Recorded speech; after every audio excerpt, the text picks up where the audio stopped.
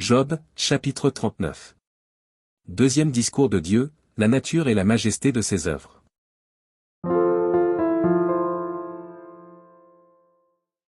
Sais-tu quand les chèvres sauvages font leurs petits?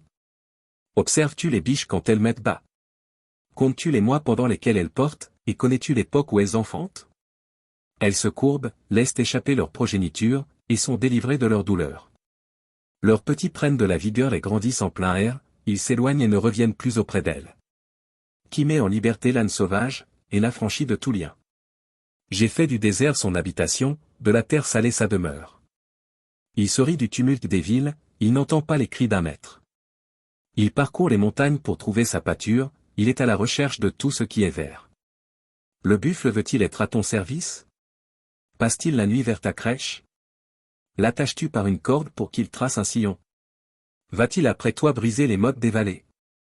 Te reposes-tu sur lui, parce que sa force est grande? Lui abandonnes-tu le soin de tes travaux? Te fies-tu à lui pour la rentrée de ta récolte? Est-ce lui qui doit l'amasser dans ton air? L'aile de l'autruche se déploie joyeuse, on dirait l'aile, le plumage de la cigogne. Mais l'autruche abandonne ses œufs à la terre, et les fait chauffer sur la poussière. Elle oublie que le pied peut les écraser, qu'une bête des champs peut les fouler.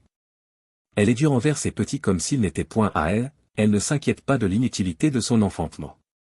Car Dieu lui a refusé la sagesse, il ne lui a pas donné l'intelligence en partage. Quand elle se lève et prend sa course, elle se rit du cheval et de son cavalier. Est-ce toi qui donnes la vigueur au cheval, et qui revêt son cou d'une crinière flottante? Le fais-tu bondir comme la sauterelle? Son fier hennissement répand la terreur.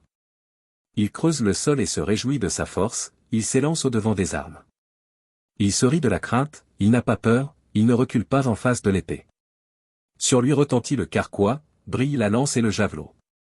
Bouillonnant d'ardeur, il dévore la terre, il ne peut se contenir au bruit de la trompette. Quand la trompette sonne, il dit, en avant. Et de loin il flaire la bataille, la voix tonnante des chefs et les cris de guerre. Est-ce par ton intelligence que l'épervier prend son vol, et qu'il étend ses ailes vers le midi? Est-ce par ton ordre que l'aigle s'élève, et qu'il place son nid sur les hauteurs?